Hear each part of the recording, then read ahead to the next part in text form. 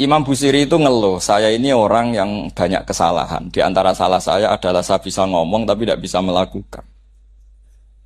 Yaitu saya ngomong misalnya orang supaya tahajud, saya tidak tahajud. Saya ngomong orang supaya sholat sunat, saya nggak pernah sholat sunat. Itu sarahnya itu yang menyarai itu kan Imam Bajuri itu, yang sarah Burda. Itu mengkritik begini.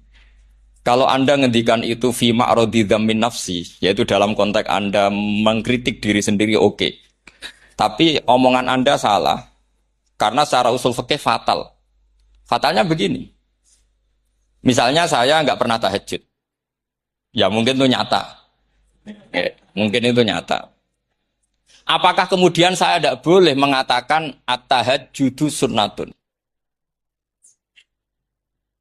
Apa saya diwajibkan diam hanya karena saya tidak pernah tahajud, terus saya seorang kiai yang haram mengatakan at-tahajjud sunnatun. Assalamualaikum warahmatullahi wabarakatuh. Bismillahirrahmanirrahim. Tabarakalladzi nazzala al-furqana ala 'abdihi liyakuna lil 'alamina nadhir. Allahumma shalli wa sallim ala sayyidina Muhammad wa ala alihi wa sahbihi wa barik wa sallim asma'in. Amma ba'du.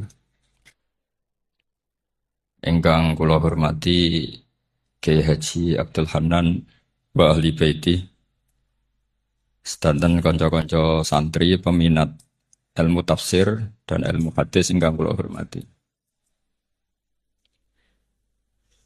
Berbicara tentang ilmu tafsir, ada beberapa ulama yang menghindari kata tafsir. Karena makna tafsir itu memaknai atau menduga apa yang dikehendaki Allah. Tentu itu sulit.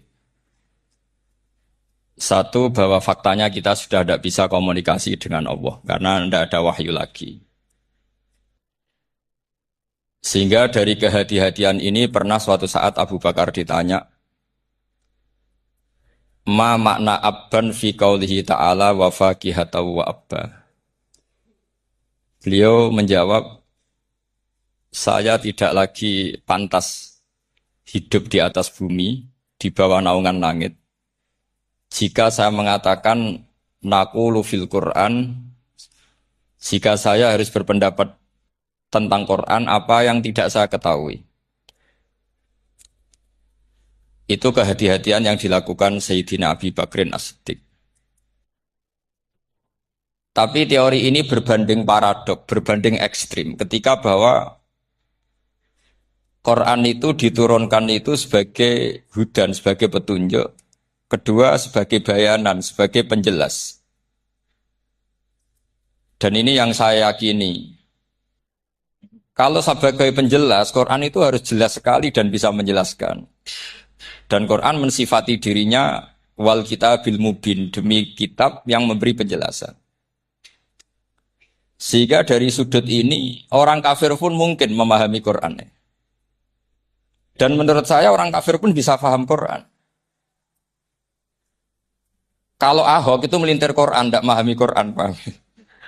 Senak harganya itu melintir Quran tapi tidak memahami Quran. Tapi bahwa Quran itu bisa difahami orang kafir itu ya. Logikanya gampang begini, kata Imam Syafi'i dalam kitab Ar-Risalah. Ketika Quran turun, itu pendengarnya itu tidak ada yang muslim. Belum ada santri Kewagian, nggak ada santri Lirboyo, tidak ada santri Sarang. Pendengarnya itu non-muslim. Nah ini sampai nangen-nangen. Ketika Quran turun tuh pendengarnya muslim atau non-muslim? Non-muslim. Andai kan Quran itu turun tidak difahami orang kafir, maka lalu objeknya siapa? Sasarannya siapa? Nah sebab itu akan aneh kalau kita yang mondok, misalnya ngaji Edkor, ngaji Alfiyah, ngaji Ulumul Quran, apa saja. Kemudian Anda tidak paham Quran. Padahal orang kafir saja bisa paham. Nah ini tantangan bagi kita. Sing kafir wae iso paham Quran, masa kita santri ndak paham Quran. Makanya begini, di antara awal-awal periode Makkiyah ada surat disebut qul ya ayyuhal kafirun. Katakan Muhammad ya ayyuhal kafirun. Karena mukhatabnya atau lawan dialeknya Nabi adalah orang-orang apa? Kafir. Mereka paham ketika dijelaskan Quran paham. Dan sebagian mereka menjadi mukmin karena paham. Itu termasuk isi makalah yang saya utarakan di sini. Mereka tanya, ya Muhammad, siflana robbak, amin dahabin, amin nuhasin, amin hajarin.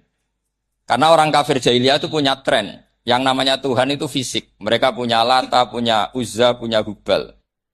Sehingga kalau Tuhan-Tuhan kita ini dari batu Muhammad, katanya Anda punya Tuhan yang berbeda. Lalu Tuhan Anda ini dari emas atau dari perak. Turunlah ayat, Qul huwallahu ahad, Allahus somad. Lagi-lagi mukhatabnya adalah orang kafir. Makanya ini juga akhirnya jadi ilmu madhab. Ilmu tentang firqah-firqah dalam Islam. Bahwa kesalahan terbesar orang Khawarij, sebagaimana yang dikutip Imam Bukhari, nanti saya mencari di juz 4 atau di juz 3, pokoknya di bab Babu Qitalil Khawarij, karena Imam Bukhari punya adat diulang-ulang. Kata Ibnu Umar yang dikutip Imam Bukhari, innahum intolaku ila ayatin nazalat fil kufar faja'aluha alal mu'minin. Orang-orang Khawarij, atau kalau sekarang orang-orang radikalisme, itu meneliti Quran, kemudian ketika ada kriteria manusia-manusia tertentu, itu dianggap itu kenanya orang Islam, korbannya orang Islam. Padahal awal mula ayat ini turun untuk orang kafir, atau kritikan pada orang kafir. Ini cilaka betul. Karena logikanya seperti yang dikatakan Imam Syafi'i, ketika Quran turun, ini nggak ada orang Islam, yang ada orang kafir. Jika mukhatabnya adalah orang kafir. Tapi ayat-ayat ini nanti dipakai Khawarij untuk mengcounter orang Islam. Sehingga mereka mudah mengkafirkan kita, karena pakai ayat yang dari awal Allah mengkafirkan orang kafir, sekarang ayat itu dipakai mengkafirkan orang Islam. Ini saking gebleknya orang apa? Khawarij. Makanya kata kitab Fathul Bari yang menyarai Bukhari itu, yang mendorong orang Khawarij seperti itu adalah jahluhum bisyariah. Memang mereka benar-benar bodoh, benar-benar goblok. Misalnya kita kiai atau kita ma'arif atau kita santri atau kita orang soleh. Kemudian kita tidak bisa melakukan apa yang kita katakan. Terus kita oke lah, kita kena kritik misalnya atak murunan nasabil birri apa? Watan sauna anfusakum wa antum taslunal kitab. Terus kita katanya bisa ngomong tapi tidak bisa melakukan, terus dikritik dengan ayat itu. Itu mestinya tidak tepat. Karena itu asbabil nuzulnya adalah orang-orang Yahudi, karena tahu bahwa sifat Rasulullah itu ada di Taurat, mereka menyuruh keluarganya itu masuk Islam, tapi mereka sendiri tidak mau Islam. Kemudian turunlah ayat atak murunan nasa bil birri wa tansawna anfusakum wa antum taslunal kitab. Afala ta'qilun. Sekarang perbandingannya begini. Misalnya ada orang Islam, taruh saja Zaid. Zaid itu maling. Ya maling, konsisten dia malingnya sampai tua. Terus menurut Anda, Zaid yang muslim ini, muslim, Zaid itu muslim tapi maling. Jangan bilang maling tapi muslim, dia itu ya. Kemudian Zaid bilang ke anaknya, "Cung, kowe aja dadi maling, dadi santri sing soleh, sing maling bapak tok." Ndak. Ini menurut analisis usul fikih. Ngomongnya Zaid itu benar apa salah? Benar kan? Nasihatnya ya benar, ngomongnya juga. Kamu tidak bisa ngeritik Zaid. Kamu bisa ngomong tapi tidak bisa melakukan, tidak bisa. Fa'innal amro bil ma'ruf wajib. Wal qawla bil ma'ruf ya wajib. Wal qawla bil haqqi ya wajib. Jadi itu hal yang berbeda. Misalnya fa'innal amro bil ma'rufi wajibun. Memerintahkan barang baik itu baik. Wa innal qawla bil haqqi ya wajib. Mengatakan yang hak itu ya wajib. Berarti Zaid tetap kena khitab. Kamu harus nasihati anak secara benar. Kamu juga harus ngomong hukum secara benar. Lalu ketika Zaid ngomong hukum secara benar, cung ojo maling, maling ku dosa. Cung ojo nerusno profesine bapak maling, maling itu tidak benar. Dia berarti sudah melakukan dua kebenaran, yaitu ngomongnya benar, nasihatnya benar. Dia salah, perilakunya tetap maling. Tapi jangan karena dia maling lalu omongannya nggak salah juga, berarti salahnya malah 3. Makanya ini pentingnya ngaji sama ulama sama ahli usul fikih. Jadi tidak bisa dicampur adukkan. Zaid gagal dalam perilaku, tapi jangan gagal lagi di nasihat. Nanti kalau dia tidak nasihati, maka anaknya terus maling. Alasannya niru bapaknya. Karena bapaknya kalau mau nasihati nanti disemprit sama santri-santri. Pak, sama oleh nasihati anak era sama maling sama dewi. Maling. Oh, tidak bisa cara usul fikih. Itu malah yudroku kulluh, la yudroku napa? Kulluh. Atau bahasa populernya al-maisur la yasqutu bil maksud. Misalnya kita sebagai kiai hanya bisa takrib, hanya bisa jurumnya. Apa yang muda Fatul Mu'in cek abote. Bulet, maknanya bulet. Kamu tidak boleh ngomong gini, Cong. Kowe sebagai muridku kudu nurut aku. Nak gurumu goblok tok takrib, kowe tok takrib wae. Gak oleh ngelangkai guru, gak sopan gitu misalnya. Gak boleh gitu. Tetap kita ngomong, Cong. Kowe aja koyo aku. Kowe kudu alim Fatul Mu'in, alim Fatul Wahab. Sama tidak bisa protes. Pak guru sendiri tidak bisa. Kebenaran tetap sebagai kebenaran. Meskipun kita tidak kuat melakukan atau tidak bisa melakukan. Lagi-lagi ayat itu sebenarnya ada untuk kita. Untuk orang Yahudi. Ta'murunan nasa bil birri wa tansawna anfusakum wa antum taslunal kitab. Sebab itu istidlal dengan Quran itu memang resikonya tinggi. Kalau tidak bagi mutabakhir. Karena ya itu tadi. Ini harus ada pengetahuan yang luas tentang asbabun nuzul, tentang kriteria. Nah, kalau terpaksa, saya katakan terpaksa, kalau terpaksa kita itibar itu boleh, tapi itu terpaksa. Bahwa Allah mengkritik orang yang bisa ngomong tapi tidak bisa melakukan. Tapi itu secara usul fikih itu runyam. Teori ini runyam sekali, fatal. Sama lihat tuh di kitab Bajuri atau di kitab-kitab fikih yang lain. Ketika Shahibil Burdah atau Shahibil Bur'ah itu yang Imam Busiri itu Muhammad bin Busiri. Niku salah nama tapi kadung populer. Jadi sebetulnya Imam Busiri itu Shahibil Bur'ah bukan Shahibil Burdah tapi kadung terkenal Burdah kita ikut-ikutan apa? Burdah. Imam Busiri itu ngeluh, saya ini orang yang banyak kesalahan. Di antara salah saya adalah saya bisa ngomong tapi tidak bisa melakukan. Yaitu saya ngomong misalnya orang supaya tahajud, saya tidak tahajud. Saya ngomong orang supaya sholat sunat, saya nggak pernah sholat sunat. Itu sarahnya itu yang menyarai itu kan Imam Bajuri itu, yang sarah Burdah. Itu mengkritik begini. Kalau Anda ngendikan itu fi ma'radi dzammin nafsi, yaitu dalam konteks Anda mengkritik diri sendiri oke. Tapi omongan Anda salah. Karena secara usul fikih fatal. Fatalnya begini. Misalnya saya nggak pernah tahajud, ya mungkin itu nyata, mungkin itu nyata.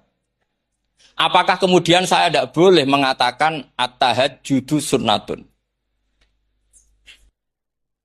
Apa saya diwajibkan diam hanya karena saya tidak pernah tahajud, terus saya seorang kiai yang haram mengatakan at-tahajjud sunnatun?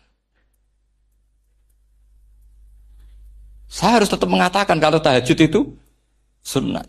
Saya kalau punya santri terus saya bilang, Cong, napas nganggur yuk, tahajud. Tahajud itu sunat. Karena mengatakan kebaikan pasti bagian dari kebaikan itu sendiri.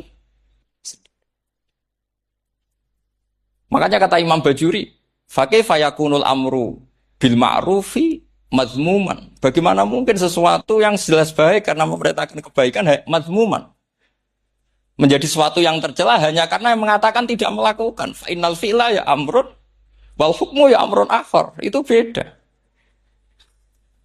Jangan karena Anda tidak minum teh karena diabetes. Terus Anda kalau ada tamu tidak disuguhi teh. Karena saya sendiri tidak minum teh. Wah ya repot kalau begitu. Nah itu lagi-lagi tadi orang Khawarij salah ketika mengartikan ayat yang harusnya objek kritiknya itu orang kafir, kemudian karena Quran lama sekali dibaca orang Islam, sampai orang itu lupa kalau Quran awalnya turun diantaranya adalah membenahi akidahnya orang kafir, sehingga korbannya orang Islam. Itu mirip seperti cerita kita ya, santri-santri itu kalau punya musuh, Itu baca Hizib Nasor. Dulu pengarang Hizib Nasor itu musuhnya orang fasik, sehingga dihizib. Santri ora di musuh wong fasik, duwene kancane dhewe. Akhirnya kancane yang kena hizib. Nah ini penting saya aturkan ya, sama seperti itu. Lama sekali Quran itu hanya dibaca orang Islam dan komunitasnya Muslim. Sehingga seakan-akan semua kritikan Quran itu pada orang apa? Islam. Padahal jelas Quran ada kul ya ayyuhal kafir. Jelas mukhatabnya orang kafir. Sadaqata lakum dinukum waliyadin. Nah ini penting kalau aturakan. Makanya kalau melihat itu, Quran jelas bisa difahami orang kafir. Bahkan banyak orang kafir yang menjadi muslim karena faham maknanya apa? Faham maknanya Quran. Itu jelas sekali. Itu masyhur sekali dialeknya Nabi dengan Walid bin Mughirah, dengan Utbah, dengan banyak sekali termasuk dengan Abu Jahal, dengan Abu Lahab. Bahkan orang-orang kafir Quraisy itu menyewa namanya Musailamah Al-Kadzab. Kalau di sini umumnya baca Musailamah apa Musailimah? Trennya di sini. Pakai fathah ya. Oh, itu entah ya, nggak tahu saya yang masalah yang mana itu kan, karena memang kalau dalam ilmu riwayat itu sekali salah baca itu kasus betul, kayak Sa'id bin Musayyab atau Sa'id bin Musayyib itu ketika beliau sugeng itu kalau dipanggil Sa'id bin Musayyab itu marah besar karena maknanya Sa'id al-Musayyab itu yang ditawan, makanya beliau bilang sayyabatni Irak wa anal Musayyib, orang Irak mengatakan saya ini ditawan, sebenarnya saya yang menawan mereka. Tapi Al-Masyhur itu dibaca Sa'id bin Musayyab. Padahal dia tidak mau dipanggil Sa'id bin Musayyab. Sa'id bin Musayyab. Karena nama ini penting. Pentingnya begini. Ini kata Rasulullah kalau sedang guyon. Kata Nabi, mbok kamu itu sekali-kali mikir. Kenapa saya ini diberi nama Allah Muhammad? Ini hadis sahih di Bukhari ada, di Kitabul Adab. Banyaklah teks ini. Kenapa ya Rasulullah? Allah itu senang bingung wong kafir, kata Rasulullah. Karena Abu Jahal kalau manggil saya jadi bingung. Itu kalau orang Arab kan pasti tahu maknanya. Muhammad maknanya orang yang terpuji. Sehingga kalau Abu Lahab ngomong itu jadi paradok. Hei orang yang terpuji, kamu bohong. Kan jadi aneh. Ya Muhammad kadzabta. Hei Muhammad kamu bohong. Kalau diterjemahkan, hei orang terpuji, kamu bohong. Itu akhirnya sahabat tertawa-tawa. Karena cek pinter deh pangeran milih nama kamu ya Rasulullah. Karena ini bingungkan musuh. Gitu. Makanya kalau kamu udah anak kiai, itu anak kamu panggil namakan saja Agus. Pasti satu pondok manggil Gus semua. Itu aman itu. Boy yang nggak seneng tetap panggil Gus. Karena kalau untuk Gus putra kiai kan butuh di bapak kiai, kan bapak ayah kadung rakyat itu kan. Itu ada triknya, yaitu anaknya dinamain. Nah, itu Rasulullah itu sudah dipilih sedemikian rupa oleh Allah. Perilakunya benar, ahwalnya benar, sak namanya juga benar. Sehingga ketika Abu Jahal, Abu Lahab tahu bahwa nama Muhammad ini problem, karena ini madah. Madah itu memuji. Sehingga mereka kalau mencari Muhammad itu bilang, Ainal madmum. Mana orang yang tercela? Terus orang-orang Quraisy tidak paham, kamu nyari siapa? Akhirnya mereka bilang, Ana atlubu Muhammad dan saya cari Muhammad. Akhirnya bilang Muhammad lagi. Nah itu. Nah, Quran juga main di ranah nama. Sehingga Abu Jahal itu namanya kan Abul Hakam. Orang Islam dari awal memanggil Abu Jahal. Karena kalau sampai kita manggil Abul Hakam, kita akan mengalami paradok, ya Abul Hakam, hei bapak dari semua kebijakan, kamu begini kan kacau. Makanya itu dari sini orang nggak boleh salah apa? Salah. Ini penting kolaborakan karena kadang menganalisis Quran itu satu bilisanin Arabi mubin. Kata Imam Syafi'i, wa innahu latanzilu rabbil alamin nazala bihir rohul amin ala qalbika litakuna minal mundhirin bilisanin Arabi mubin. Di antara kata Imam Syafi'i ini, di antara aturan pokok memahami Quran adalah dia malian bil Arabiyah. Dia sangat-sangat menguasai bahasa Arab. Itu masyhur dalam dialek Imam Syafi'i ini. Saman kalau ngaji takrib atau Fathul Mu'in, syarat sahnya tayamum lil musafir itu apa? Tolabul ma. Mencari apa? Sampai kalau di takrib dicontohkan. Kalau di tempat atas nyari ke bawah, kalau ke bawah nyari ke atas. Imam Syafi'i ditanya, kaifa taqulu bi syartit tolab? Bagaimana Anda berpendapat bahwa tolabul ma itu wajib untuk menjadi sahnya tayamum? Terus Imam Syafi'i faqara'a, falam tajidu ma'an. Kamu pergi, kemudian falam tajidu ma'an, kamu tidak menemukan air. Terus Imam Syafi'i mengatakan, la yuqalu liman lam yatlub lam yajid wa innama yuqalu lam ya'rif, kata. Orang yang nggak pernah mencari itu tidak bisa dikatakan lam yajid, tidak menemukan. Kalau belum mencari namanya tidak tahu. Padahal Quran bilang kamu pergi kemudian kamu tidak menemukan air. Tidak menemukan itu berarti harus mencari dulu baru dikatakan lam yajid, tidak menemukan. Kalau tidak pernah mencari namanya tidak. Hanya gitu tok itu jadi ilmu bahwa tolabul ma itu wajib karena Allah mengatakan falam tajidu ma la yuqalu liman lam yatlub lam yajid wa innama yuqalu lam ya'rif. Orang dikatakan tidak menemukan berarti setelah mencari kemudian kesimpulannya tidak menemukan. Kalau belum mencari namanya apa? Tidak tahu. Nah, dari sini Imam Syafi'i istidlal wajib tolabul. Ini namanya malian bil arabiyah. Dia menguasai bahasa Arab. Begitu juga ulama-ulama sufi. Itu ada cerita Aba Yazid Al-Bustami itu ada muridnya baca ayat wasiqal ladzina taqaw rabbahum ilal jannati zumara. Orang-orang takwa itu digiring menuju surga. Itu dia nangis. Muridnya kaget. Ini guru saya tidak benar, ini ada cerita surga, tapi dia malah nangis karena ayatnya itu digiring. Terus kata Abu Yazid, mereka itu di mana saja? Masa ke surga aja butuh digiring? Ke surga itu kan nikmat, ngapain butuh digiring? Saya tidak mau, kata dia. Abu Yazid itu tidak mau digiring ke surga, itu tidak mau. Muridnya kan tambah kaget. Memangnya mau neraka kan gitu pikirannya itu. Ternyata beliau jawabnya sederhana.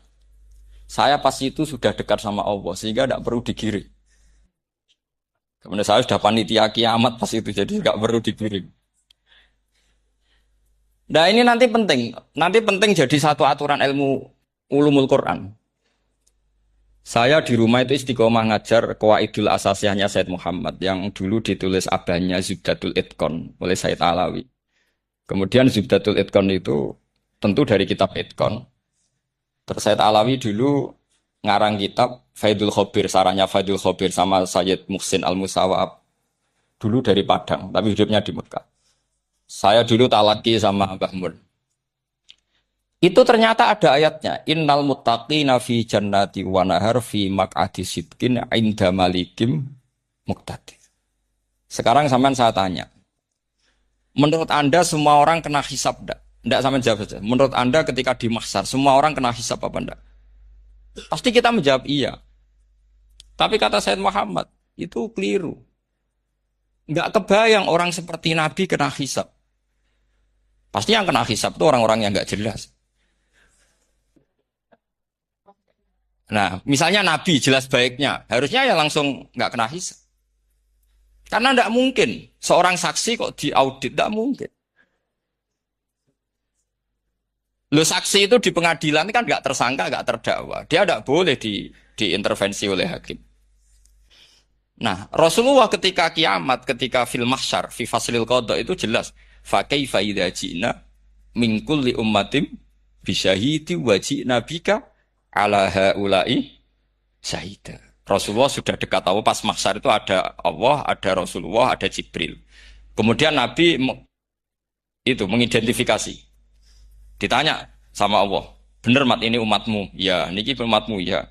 Kalau yang enggak jelas ya Nabi lama jawabnya. Makanya kamu jangan jadi orang enggak jelas. Nah, itu kalau sekali enggak jelas itu Nabi lama sekali jawab. Nah, artinya begini, yang kena hisab itu meskipun kata Said Muhammad, meskipun Dhahirul Quran itu menetapkan asbata umumal hisab, tapi dhahirnya Quran yang sama juga menafikan hisab. Itu karena nggak mungkin, nggak kebayang kita malaikat berani menghisab afdhalul khalqi. Sama bisa bayangkan malaikat mengaudit Rasulullah SAW. Ahabbal khalqi ilallah. Penciloko mencit ya. Wong jajar Allah kabeh dini kan audit sudah indah. Fa kaifa idza ji'na min kulli ummatin bisyahidi wa ji'na bika ala haula'i syahida. Lalu mungkar nakir juga sama. Sampean bisa bayangkan mungkar nakir tanya Nabi Muhammad. Tesnya susah. Karena kalau Rasulullah terus ditanya, "Waman nabiyuka?" Wah, itu kan bisa kiamat itu.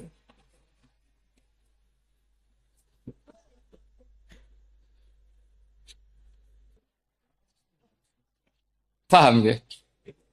Makanya kata Sayyid Muhammad, ini kan teman-teman tanya, piye carane alim tafsir saja, sarannya satu hafal Quran, dua hafal Sahih Muslim, tiga semua orang sudah mati, tinggal kamu yang alim. Nah, itu. Oh itu mesti aman itu. Nah kalau sampean tanya saya, apa buktinya Gus kalau orang tertentu tidak kena hisab? Ya buktinya tadi misalnya innalladzina qalu rabbuna Allahu tsummas taqamu tatanazzalu alaihimul malaikatu alla takhafu wala tahzanu wa absyiru. Mungkar nakir adalah malaikat penakut membawa ketakutan. Sementara para wali ini jelas malaikat kena konstitusi. Malaikat harus mengatakan ke para wali alla takhafu wala tahzanu. Padahal Nabi tentu Sayyidul Auli. Para wali saja malaikat kena aturan kamu harus bilang alla takhafu wala tahzanu wa absyiru. Hei para wali, kamu jangan susah, jangan gentar, kamu harus gembira. Kamu bisa bayangkan misalnya mungkar nakir bawa godok atau orang kalau dipukul ajul sak walang-walang. Kemudian kamu bayangkan si Abdul Qadir ngalami itu, Abdul Hasan Asadali ngalami itu, Abu Yazid Al-Bustami. Kalau itu ngalami gitu semua, ngapain kita jadikan mursyid? Kan sama nasibnya dengan kita. Nah, Zahirul Quran mengatakan asbatal hisabah. Tapi Zahirul Quran di ayat yang lain lam yusbit al hisabah. Makanya tadi umumul Quran juga ditaksis dengan muqayyid. Yang mutlak ditaksis dengan yang muqayyad. Yang mujmal ya sama seperti itu, aturannya seperti itu, ditafsir sama yang mufassal. Sama orang kafir yang jelas, sampean bisa bayangkan malaikat ngaudit Fir'aun. Cek kurang penggaweane. Jelas eleke kok di audit. Misalnya Abu Lahab di audit, wah malaikatnya celaka mencit. Berarti dia agak percaya sama pernyataan Tuhan, tabat yada abi lahabiu. Malaikat kok ngaudit Abu Lahab. Mungkin Gusti kula ceke. Nak menawi wonten nabi. Lho ki ora tau ngaji Quran tapi wong ayate tabat yada kok cek di cek. Nah, yang seperti ini masuknya kategori ulaikal ladzina satruse. Mereka yang kafir bi ayati rabbihim wa liqaihi fahabitos maluhum fala nuqimu lahum yaumal qiyamati was. Jadi ada orang-orang kafir yang jelas kena aturan fala nuqimu lahum yaumal qiyamati was. Yang jelas kafirnya ya gak kena hisab, yang jelas nabinya, jelas wasinya juga gak kena hisab. Yang kena kita di tengah-tengah. Tapi ilmu itu ikut mainstream karena semua orang bilang ada hisab ya kita ikut-ikut bilang. Ya sudah gitu saja. Tapi kalau aslinya ya rapatin percaya.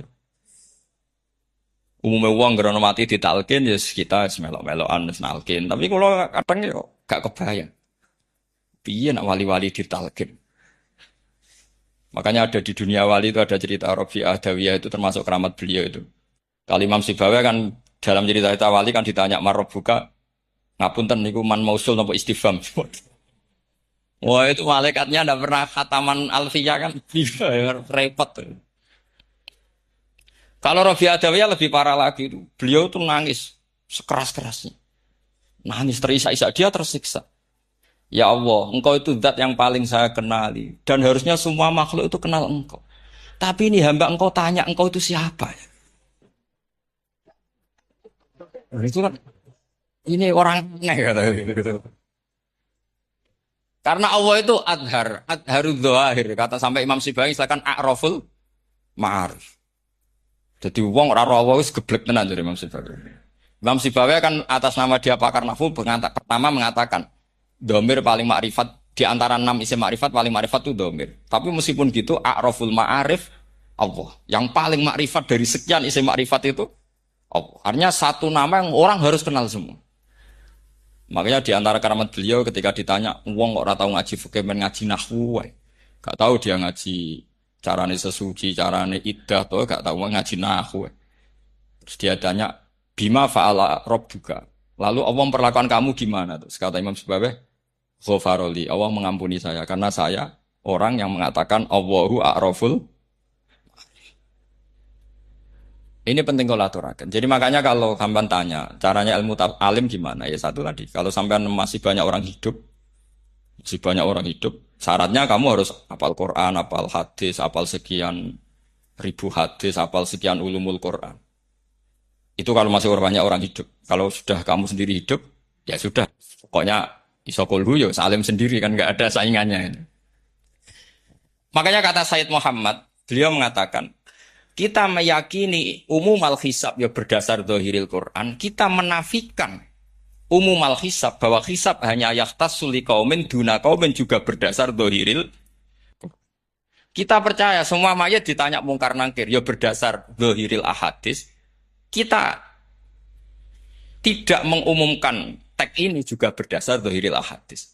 Karena malaikat mungkar nakir juga malaikat. Berarti dia kena aturan kalau ketemu para wali Allah takhafu wala tahzan. Faham sih kalau maksudnya? Ini penting kalau aturakan. Jadi makanya aspek ya. Sampai bisa memulai kalau ingin jadi orang alim tafsir bisa mulai dari yang mudah saja, yang fikih saja. Makanya kata Imam Ghazali, kenapa Mu'tazilah jadi segoblok itu? Karena dia tertipu oleh umumatul Quran, oleh teks-teks umum. Dia tidak tahu mukhasisnya. Padahal setiap ayat umum itu pasti ada mukhasis. Misalnya begini ya, kalau kamu maknanya fikih saja, contoh yang paling mudah familiar itu fikih ya. Misalnya kita ngaji Quran, wal mutallaqatu yatarabbasna bi anfusihinna salasata quru. Kalau orang dicerai, itu iddahnya itu 3 kali masa napa? Suci.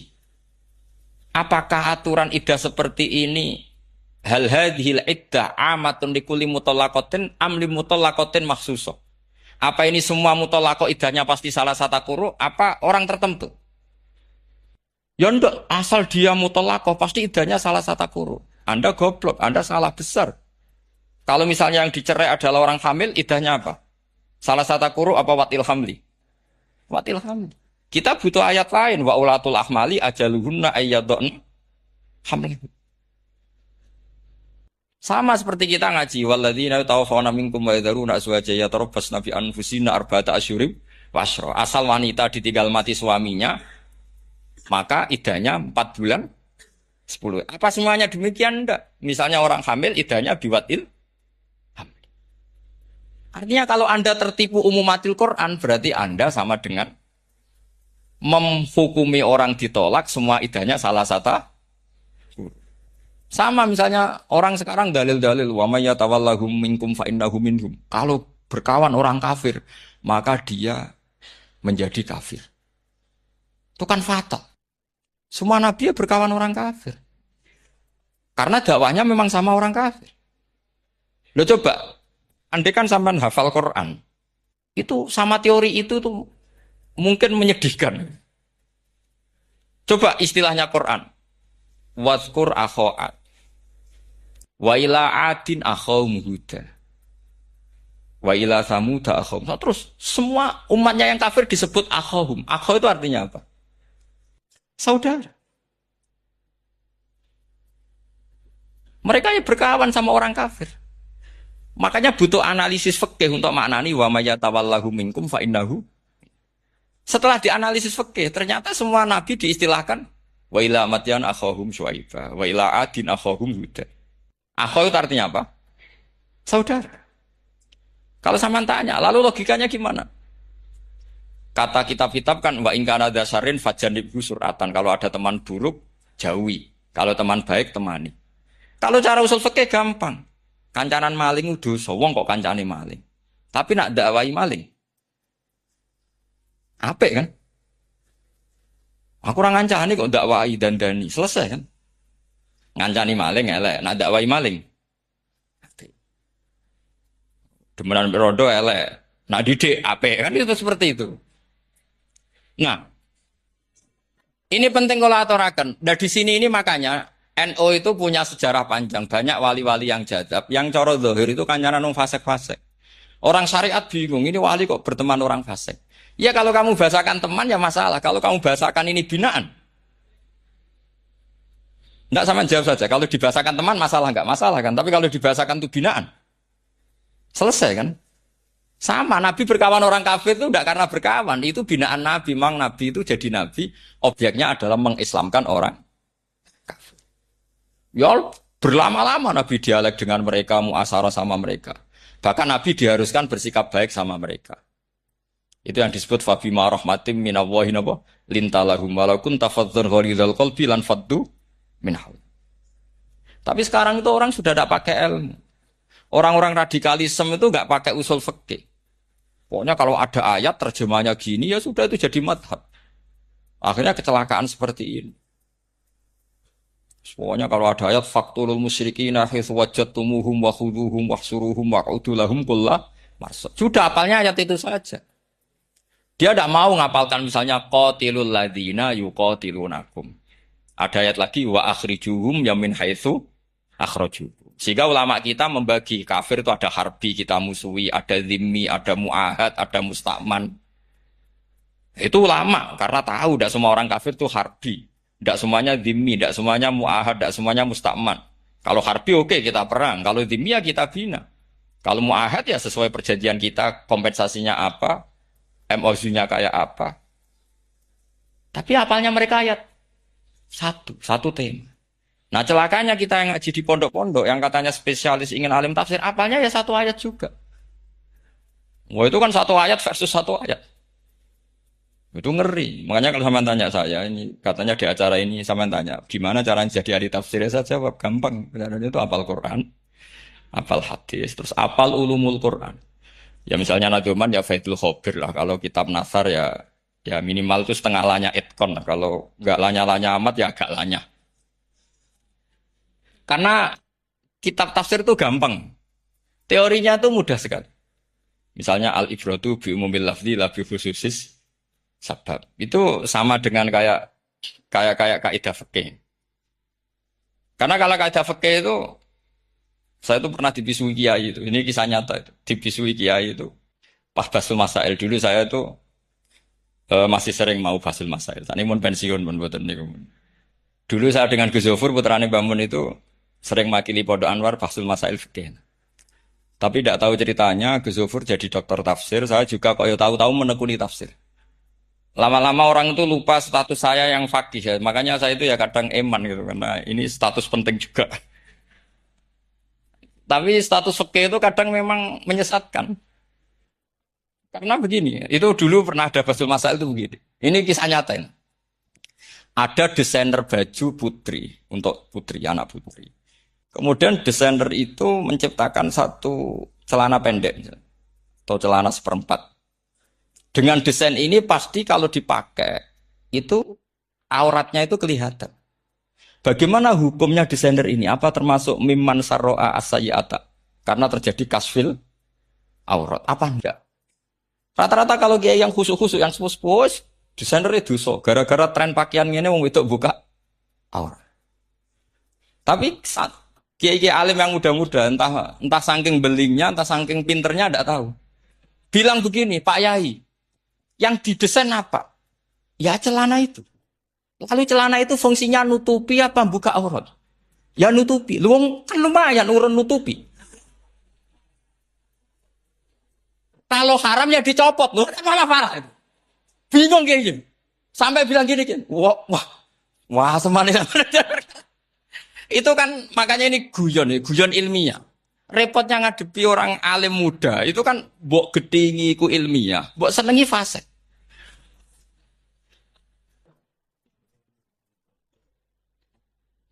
Ketika kiai yang khusyuk tadi tak cana, kalau desainer katok seperapat. Paham ya? Yo coba yang celana dalam terlalu vulgar itu, paham ya? Nggak rok saja lah, rok mini misalnya rok selutut. Saman jangan ngeres ya, yang rok selutut misalnya.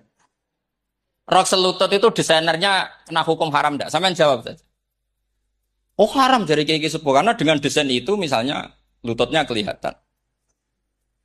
Tapi pertanyaannya kiai muda saya masih ingat betul, saya tanya. Lalu fungsi pakaian itu apa Pak Yai? Fungsi itu kan tetap nutupi sebagian aurat. Kalau Anda haramkan, barang haram itu harus dihilangkan. Ah, itu. Sampai dia itu setelah acara itu manggil saya. Gus, kalau ngakoni jenengan alim, tapi itu podo repoti. Pada repoti, nak dalam, itu kan terus itu ada perumusan di redaksi keputusan, keputusan yang dijual itu, yang masail fikihnya kan terus diputuskan, dibukukan. Kalau redaksinya halal, terus nanti orang pakai rok semua. Dan saya balik bantah, kalau redaksinya haram, orang nggak pakai rok. Akhirnya itu apa? Kebijakannya lucu. Buak we Gus, pertanyaan itu buak sak jawabannya oh gege. Jadi kita debat tidak jadi. Ini cerita ya, cerita ilmiah. Makanya sama tidak wajib manut saya. Saya ini terlalu ilmiah, jadi tidak baik untuk kehidupan kesalian kurang baik. Jadi ini, tapi ini ilmu. Tetap kaidahnya fikih ma la yudraku kullu la yudraku kullu. Jangan kalau tidak bisa nutupi aurat semua, lalu jangan sama sekali. Lungki kan kaidahnya kan gitu, ma la yudraku kullu la yudraku kullu. Misalnya Anda punya tetangga nggak mau pakai jilbab, nggak mau pakai pakaian muslimah. Kamu tidak boleh bilang, munisan raklambinan tidak bisa. Malayu trokukulu, malayu trokukulu, nulayu troku napa? Makanya ini kita harus hati-hati. Nah bayangkan sekarang orang meneliti Quran itu yutrokukulu. Mestinya kalau Anda meneliti radikalisme, ayat yang terkait radikalisme diteliti semua. Ternyata di surat Taubat yang disebut suratus Saf, yang bahkan haram baca bismillah, itu ada ayat wa in ahadum minal musyrikin nastajaroka fa'ajirhu hatta yasma'a kalam Allah tsumma ablighu makmana. Muhammad, kalau ada orang kafir mau belajar Quran sama kamu, ya harus kamu pelajari hatta yasma'a kalam Allah. Setelah mereka mau belajar, ya ablighu makmana, tsumma ablighu makmana, kamu harus menjamin keamanan dia. Itu di surat Taubat, termasuk akhir suratin nazalat, gak mungkin terjadi mansuh. Tapi orang-orang ekstremis selalu pakai faqatulul musyrikin haitsu, apalan itu terus. Yang orang liberal yang menapani la ikraha fiddin. Ya sudah seperti itu. Sing orang-orang tegas ora tau nahi mungkar, ya ma arsalna ka ila rahmatal lil alamin. Wis ngono terus. Yang kelompok tukang nahi mungkar ya ayatnya amen nahi. Saya tuh heran, kenapa mereka punya masalah dengan hafalan kayaknya. Kenapa sih? Hafalannya kok pedot itu. Kita yang hafal semua bingung. Jadi akhirnya kita yang pinter anut sing goblok, karena saya tuh pernah lo debat sama orang salah, debat gitu. Setelah saya mengutarakan sekian hadis, ada tuh Pak hadis tuh. Harusnya kamu ngaji saya, ada debat-debat tuh yang level. Kalau nggak level tuh nggak boleh. Mau itu kan ngeri. Makanya ini penting ya, kalau sampean tanya, ingin jadi alim tafsir, ya harus hafal Quran semua. Nah, kalau tidak mungkin yang nunggu orang semua mati, baru Anda jadi ahli tafsir. Karena tidak ada musuhnya. Tapi saya pastikan orang kafir pun bisa memahami Quran. Yaitu tadi, hatta yasma'a kalam Allah. Sayyidina Umar itu masuk Islam itu gara-gara dengar adiknya baca Toha. Ma anzalna alikal Qur'ana litashqa illa tadhkiratal limay yakhsha tanzilam mimman khalaqal arda was samawati ula ar-rahmanu alal arsis tawa. Itu dia ma huwa bikalamil basar. Tidak mungkin seperti ini karangan manusia, itu tidak mungkin. Akhirnya dia Islam. Banyak orang Islam karena diperdengarkan Quran. Karena memang notnya sudah unik, makna kualitasnya juga sudah unik. Semuanya itu unik, indah. Sampai sekarang pun orang kafir itu orang paling tahu Quran. Makanya Allah mensifati orang kafir itu hasadam min indi anfusihim mim ba'di ma tabayyana lahumul haq. Sekarang sama saya tanya, orang sing tabayyana lahumul haq itu orang paham apa orang enggak paham? Mereka orang kafir itu mengingkari Quran, padahal mim ba'di ma tabayyana lahumul haq, setelah kebenaran nyata bagi mereka. Nyata bagi mereka artinya orang kafir paham atau tidak paham? Paham. Cuma mereka punya penyakit hasadam min intian. Mereka juga kalau ada ayat tentang ahkam yang memberatkan, mereka bilang, "I'ti bi Qur'anin ghairi hadza aw badil." Muhammad harusnya jangan tema itu yang diangkat, kok cari Quran yang lain yang enggak tema itu. Mereka sampai memilih tema itu karena paham apa karena tidak paham? Karena paham. Makanya di makalah saya pastikan ngaji tafsir itu gampang karena orang kafir pun bisa. Kalau kasus Ahok itu bukan paham itu melintir, beda, paham sama melintir itu beda. Wah, itu diterjemah kemenang tuh jangan mengangkat kawan orang Islam, bukan mengangkat pemimpin. Ya likanya kalau ngangkat teman saja tidak boleh, apalagi ngangkat pemimpin. Fatal mana berteman sama orang salah sama ngangkat. Saman kancanan maling itu apik nak menawa nang andani. Terus ngangkat. Maling ke pimpinanku. Parah mana? Parah mana? Artinya sama saja ketika diterjemah jangan ngangkat teman. Sebetulnya ngangkat pemimpin lebih fatal. Itu kan mafhum awlawiyah, itu kan normal saja. Itu di Quran biasa misalnya innalladzina ya'kuluna amwalal yatama dzulman. Orang yang makan hartanya anak yatim secara zalim. Kamu bilang, "Gus saya tidak makan kok, sepeda motornya tak gasap, tak jual." Yang diharamkan kan makan. Wah, ya sarap kalau gitu. Maknanya begini, memakan harta anak yatim artinya ifsad. Ifsad itu nak ngono ikhraq membakar atau mencuri sama dengan makan. Bal asyad. Malah kan lebih apa? Lebih apa? Dasar. Jadi yakuluna di situ tuh ba'dul amsilah sebagian contoh min wujuhil ifsad atau min wujuhil ihlak. Jangan kok karena ayatnya makan, oh yang haram tuh makan, kalau nyuri gak apa-apa. Paya fat. Itu kan sama dengan santri geblek dikandani kiai ini, "Cong, kowe mbek bojomu jogeman naboi." Suatu saat istrinya lapor lagi, "Pak Yai sekarang ndak naboi tapi nyadui." Karena naboi itu pakai tangan. Ke pertama dilaporkan kiainya, "Pak Yai, suami saya itu sering mukulin saya pakai tangan gini. Cong jogeman naboi bojomu." Dia Pak Yai siap. Satu saat istrinya lapor, "Pak, tetap benjut kenapa? Kalau nak ini disadui." Kepikirannya, sing haram nabok, nak nyaduk halal. Wah itu kan ngajak goblok bareng. Nah masalahnya di usul fikih kasusnya seperti itu. Makanya saya ini kadang ya maliki sekali. Kadang saya itu maliki sekali. Kadang ya. Misalnya begini, saya beri contoh. Ini yang kisah nyata ya. Ada seorang Arabi datang ke Rasulullah. Ya, tadi kan teman-teman minta juga ilmu hadis ya. Ini satu paket saja.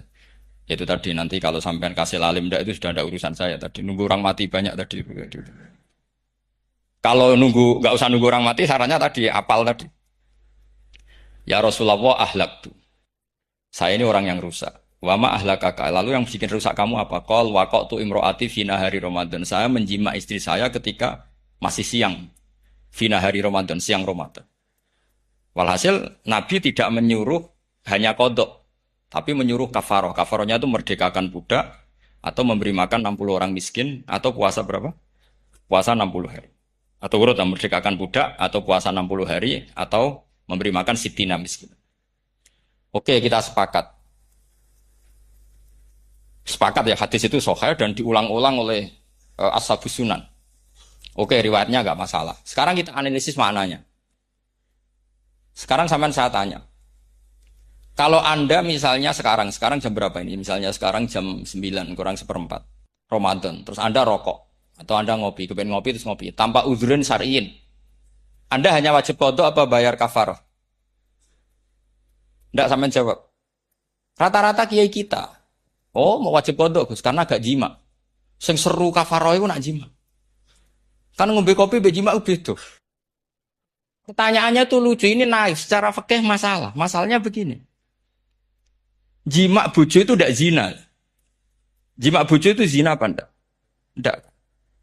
Berarti dengan makan bedanya apa? Sama kan? Sama-sama amrun mubah.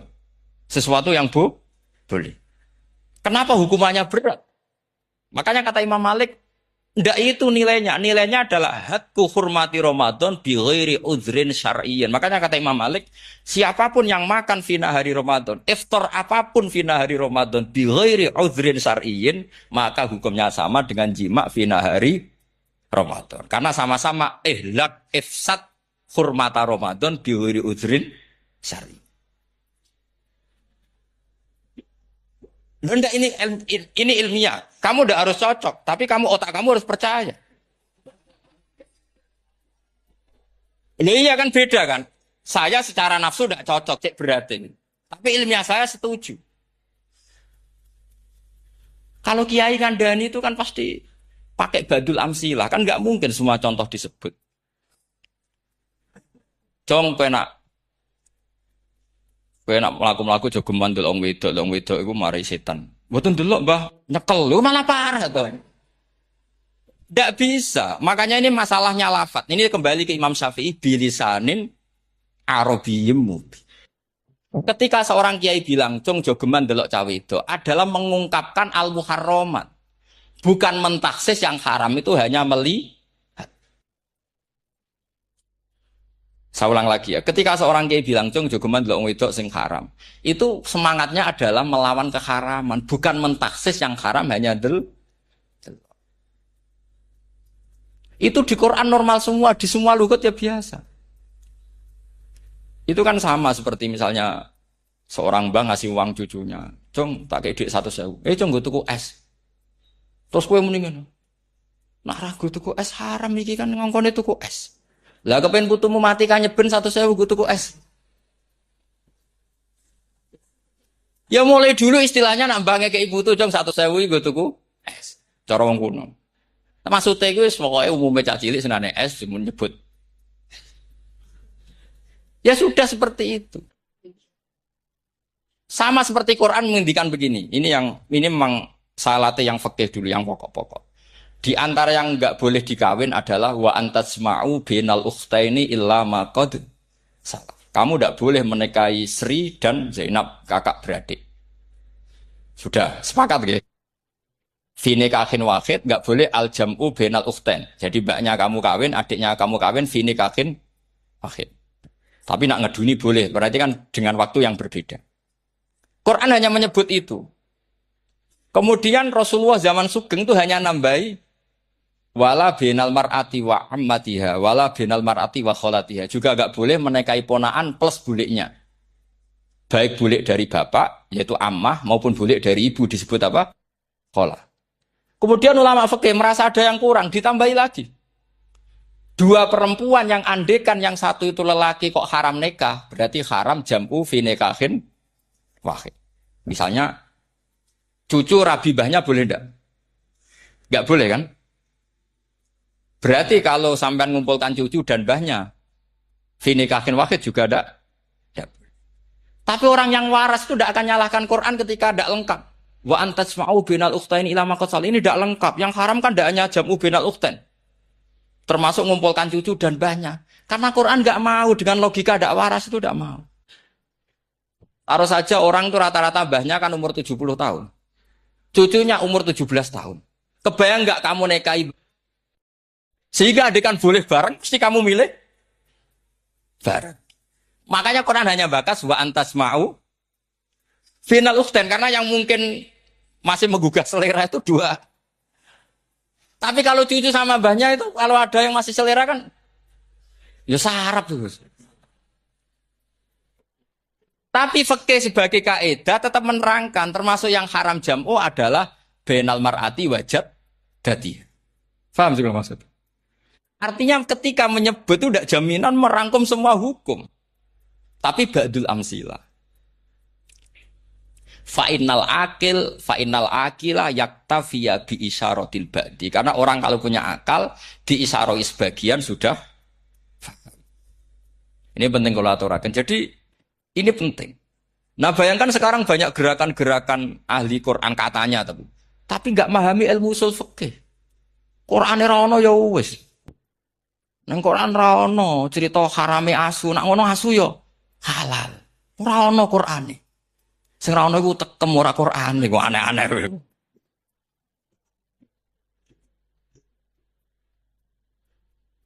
Itu kan sama terus sampean misalnya tadi jam 09.00 Ramadan tambah uzurin syariyin terus mangan mie rokokan. Itu kan melecehkan Ramadan biwiri uzurin syariyin. Karena melecehkan hurmata Ramadan kena sanksi separah itu. Jangan kamu terus bilang, tapi Nabi hanya bilang masalah jima finar Ramadan. Jima istri itu hukumnya itu tidak zina, hukumnya itu mubah sama dengan makan. Ini cara madhab Maliki, tapi kita alhamdulillah madhab Syafi'i. Ya, itu masalahnya. Berhubung itu menguntungkan sami'na wa ata'na. Nah, itu. Tapi saya sendiri dalam konteks ini, saya itu ya sangat-sangat Syafi'iyah, sangat-sangat Syafi'iyah. Dalam banyak hal sangat-sangat Syafi'iyah. Tapi dalam banyak hal kadang-kadang saya ya Maliki. Nah, itu kan kalau sama tanya kenapa gitu? Ya hikmah baca banyak saja. Karena yang Syafi'i itu ya karena bacanya hanya Syafi'i. Itu bukan fanatik, itu keterbatasan. Itu beda, ada Pak. Itu namanya tidak fanatik, itu keterbatasan. Itu beda sekali. Jadi kita harus ngaji yang banyak. Saya termasuk utang ya sama Imam Syafi'i itu baca kitab Ar-Risalah. Itu kitab yang kadang satu ulama baca sampai 500 kali. Yaitu Imam Syafi'i itu dalam kitab Risalah itu begini, ini termasuk ulumil Quran yang paling penting. Mukaddimahnya begini. Wan nasu sinfani min awalil amri. Wan nasu sinfani. Ketika Rasulullah datang membawa Quran itu manusia hanya ada dua. Al kuffar sing dari jenis ahli kitab dan kuffar dari jenis yang tidak ahli. Bahkan tidak ada orang Islam zaman itu. Pertama Nabi jadi Nabi itu adakah pendengar yang Muslim? Kan tidak ada. Semuanya ahli kitab. Makanya susah kalau Quran kamu analisis korbannya orang Islam tuh kata Ibnu Umar tuh lucu. Dulu tuh mukhatabnya tuh orang kafir, jelas kuliah ayuhal kafir. Ya ayuhan nasu ubudu rabbakum alladzi khalaqakum. Jelas orang kafir. Karena orang Islam nggak mungkin dikhatabi ubudu rabbakum. Makanya Imam Suyuti kalau nafsir itu ngeper ubudu rabbakum wahiduhu. Tapi kalau mukhatabnya orang Islam, dawimu alal ibadah atau dawimu alat tauhid. Karena dia tahu kalau mukhatabnya orang kafir, ubudu ya masih wahidu. Kalau sudah Islam kok dikhitabi ubudu, mudawamah alal ibadah. Itu saking alimnya Imam Suyuti. Ini saya teruskan. Kalau mukhatabnya itu orang kafir ahli kitab, itu kemungkinannya ya dua. Cara mereaksi Quran. Yaitu disebut lam yakunil ladina kafaru min ahlil kitabi wal musyrikina munfakina hatta ta'tiyahumul. Jadi lam yakunil ladina kafaru, jelas kafaru itu umum. Kemudian ditafsir kafaru itu ada yang min ahlil kitabi. Berarti kafaru yang jenis Yahudi Nasrani. Ada kafaru yang min ahlil kitabi wal musyrikin. Kafaru yang jenis musyrikin, yaitu kafir Mekah. Karena cara kaidah nahwu al-atfu yaqtadi taghayyur. Kalau ada ataf pasti konteksnya beda. Ja'a Zaidun wa Amrun, berarti Zaid ada Amar, Amar ya tidak Bakar. Karena Ja'a Zaidun wa Amrun wa Bakrun. Pasti orang ini berbeda. Tidak boleh orang yang sama kamu pakai ataf. Ini sudah clear ya ini ya. Kemudian cara pandang mereka ya beda. Ketika Rasulullah mengajak tauhid, itu ahli kitab tidak masalah. Memang harusnya Tuhan itu satu. Tidak masalah bagi ahli kitab. Problem bagi ahli kitab adalah Muhammad itu nabi. Itu kita nggak suka. Kalau Tuhan satu oke, tapi kalau Muhammad nabi tidak oke. Kita bisa jadi nabi. Kata mereka, karena mereka merasa nasabnya sampai Ibrahim. Sementara zaman itu mereka sanksi Muhammad itu nasabnya kondi. Gak jelas. Ini penting kalau aturakan. Sehingga dalam konteks ini Allah menjawab ahli kitab dulu. Ini itu disebut Muhammad itu nasabnya jelas. Ini itu fihi ayatum bayinatum maqamu Ibrahim. Ini saya dengarin. Ibrahim itu jelas pernah ke Mekah. Bukti Ibrahim pernah ke Mekah adalah jejak kaki Ibrahim di makam apa? Makam mereka artinya buatan kuburan, buatan jejak kaki Ibrahim ketika bangun Ka'bah. Fihi ayatum bayinatum maqamu Ibrahim. Pun. Kalau Ibrahim pernah di Mekah artinya beliau pernah nikah di Mekah. Paling tidak punya dzurriyyah di Mekah. Jadi Ismail dibawa ke Mekah. Jelas ayatnya wa id yarfa'u Ibrahimul qawaida minal baiti wa Ismail. Ini dengarin ya. Sebab itu saking alimnya berjanji itu beliau tahu betul masalah utama Rasulullah Muhammad adalah disangsikan nasabnya. Sebab itu kitab berjanji pertama cerita. Setelah dia alhamdulillah macam-macam awal manab tadi saat terus dia bilang wa ba'du fa'aqul huwa Muhammad bin Abdullah bin Abdul Muttalib.